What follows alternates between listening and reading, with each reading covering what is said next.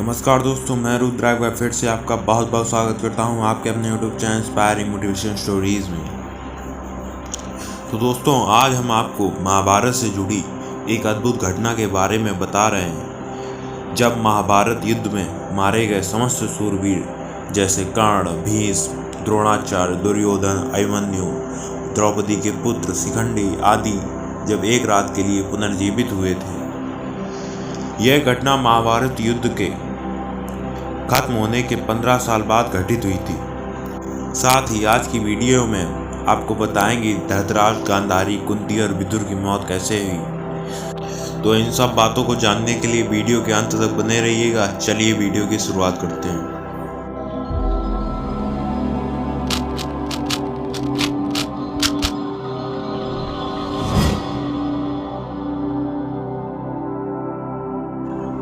राजा बनने के पश्चात हस्तिनापुर में युधिष्ठिर धर्म व न्यायपूर्वक शासन करने लगे।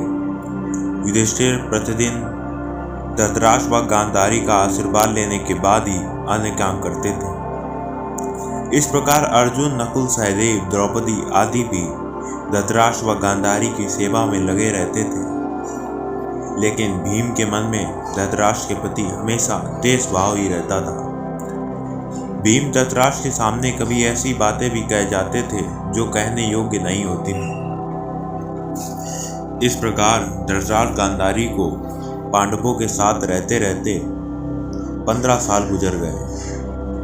एक दिन भीम ने धृतराष्ट्र व गांधारी के सामने कुछ ऐसी बातें कह दी जिसे सुनकर उनके मन में बहुत शोक हुआ।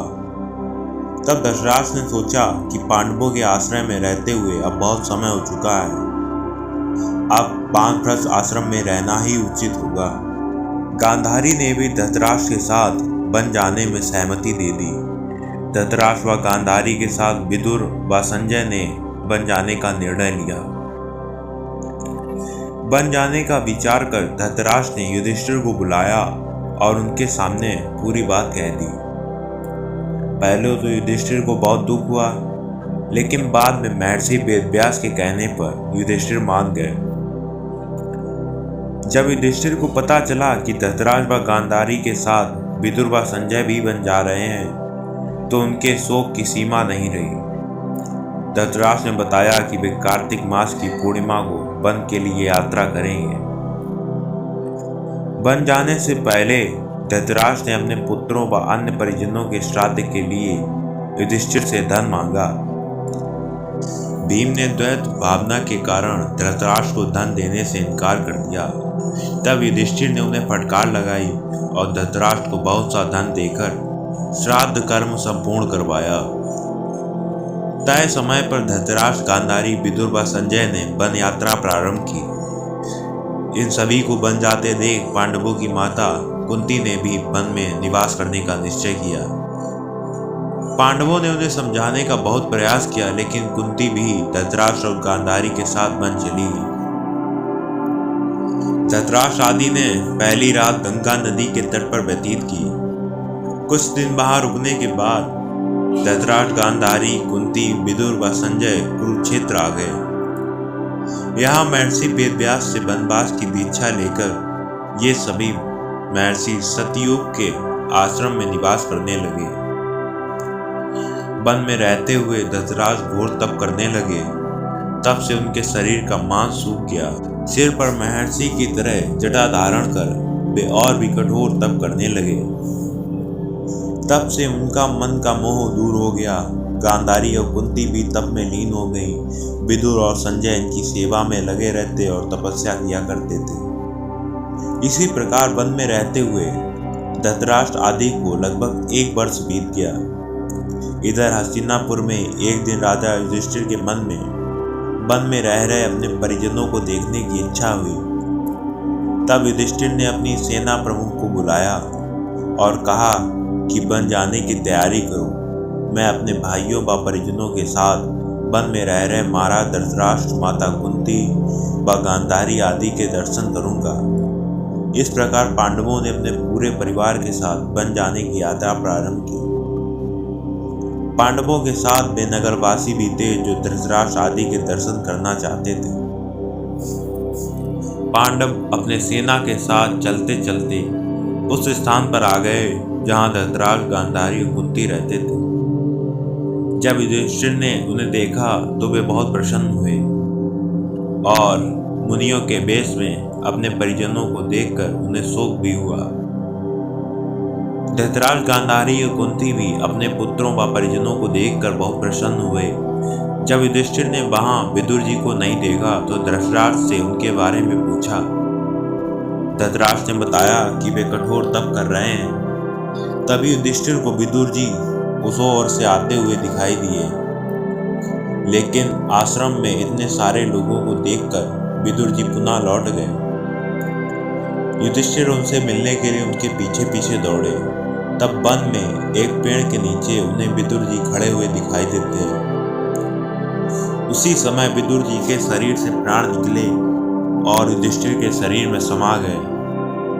जब युधिष्ठिर ने देखा कि विदुर जी के शरीर में प्राण नहीं है तो उन्होंने उनका दाह संस्कार करने का निर्णय लिया और तभी आकाशवाणी हुई कि विदुर जी संन्यास धर्म का पालन करते थे,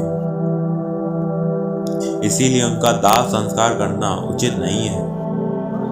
यह बात युधिष्ठिर ने आकर महाराज धृतराष्ट्र को बताई। युधिष्ठिर के मुंह से यह बात सुनकर सभी को आश्चर्य हुआ।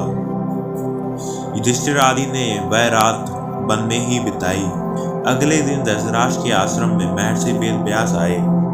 जब उन्हें पता चला कि विदुर जी ने शरीर त्याग दिया तब उन्होंने बताया कि विदुर धर्मराज यानी यमराज के अवतार थे और युधिष्ठिर भी धर्मराज का ही अंश है। इसीलिए विदुर जी के प्राण युधिष्ठिर के शरीर में समा गए। महर्षि वेदव्यास ने धृतराष्ट्र, गांधारी और कुंती से कहा कि आज मैं तुम्हें अपनी तपस्या का प्रभाव दिखाऊंगा। तुम्हारी जो इच्छा है वो वह मांग लो। तब धृतराष्ट्र व गांधारी ने युद्ध में मृत अपने पुत्रों तथा कुंती ने कर्ण को देखने की इच्छा प्रकट की।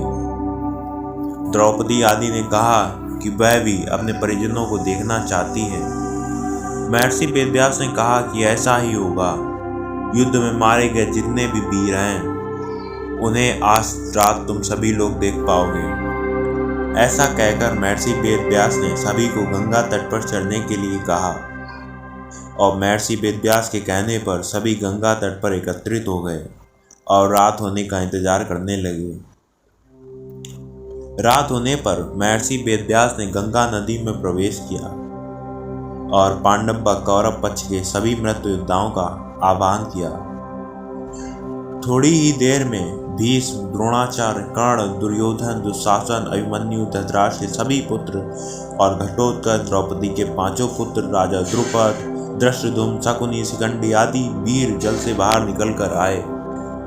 उन सभी के मन में किसी भी प्रकार का अहंकार व क्रोध नहीं था। महर्षि वेदव्यास ने धृतराष्ट्र व गांधारी को दिव्य नेत्र प्रदान किए और अपने मृत परिजनों को देख सभी के मन में हर्ष छा गया।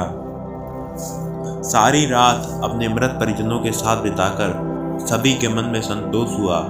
अपने मृत पुत्रों, भाइयों, पतियों व अन्य संबंधियों से मिलकर सभी का संताप दूर हो गया।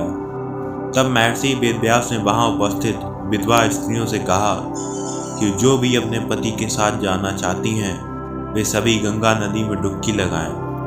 महर्षि वेदव्यास के कहने पर अपने पति से प्रेम करने वाली स्त्रियां गंगा में डुबकी लगाने लगी और शरीर छोड़ पतिलोक में चली गई। इस प्रकार वह अद्भुत रात समाप्त हुई और अपने मृत परिजनों से मिलकर धृतराष्ट्र, गांधारी, कुंती व पांडव बहुत प्रसन्न हुए। लगभग 1 महीना वन में रहने के बाद युधिष्ठिर आदि पुनः हस्तिनापुर लौट आए। इस घटना के करीब 2 वर्ष बाद एक दिन देवर्षि नारद युधिष्ठिर के पास आए। युधिष्ठिर ने उनका स्वागत किया। जब देवर्षि नारद ने उन्हें बताया कि वे गंगा नदी के आसपास के तीर्थों के दर्शन करते हुए आए हैं तो युधिष्ठिर ने उनसे धृतराष्ट्र, गांधारी व माता कुंती के बारे में पूछा। तब देवर्षि नारद ने उन्हें बताया कि तुम्हारे वन से लौटने के बाद धृतराष्ट्र आदि हरिद्वार चले गए और वहां उन्होंने घोर तपस्या की।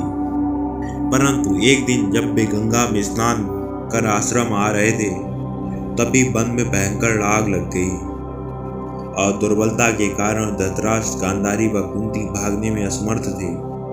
इसीलिए उन्होंने उसी अग्नि में अपने प्राण त्यागने का विचार किया और वही एकाग्रचित होकर बैठ गए। इस प्रकार धृतराष्ट्र, गांधारी व कुंती ने अपने प्राणों को त्याग कर दिया और संजय ने ये बात तपस्वियों को बताई और स्वयं हिमालय पर तपस्या करने चले गए। धृतराष्ट्र, गांधारी व कुंती की मृत्यु का समाचार जब महल में फैला तो हाहाकार मच गया। तब देवर्षि नारद ने उन्हें धैर्य बंधाया। तब युधिष्ठिर ने विधि पूर्वक सभी का श्राद्ध कर्म करवाया और दान दक्षिणा देकर उनकी आत्मा की शांति के लिए संस्कार किए। तो इसी के साथ ही दोस्तों यह कथा समाप्त होती है। और अगर ये कथा आपको पसंद आई हो तो प्लीज़ वीडियो को लाइक और चैनल को सब्सक्राइब जरूर कीजिएगा। मिलते हैं किसी अन्य वीडियो में ऐसे नए टॉपिक के साथ। तब तक के लिए धन्यवाद।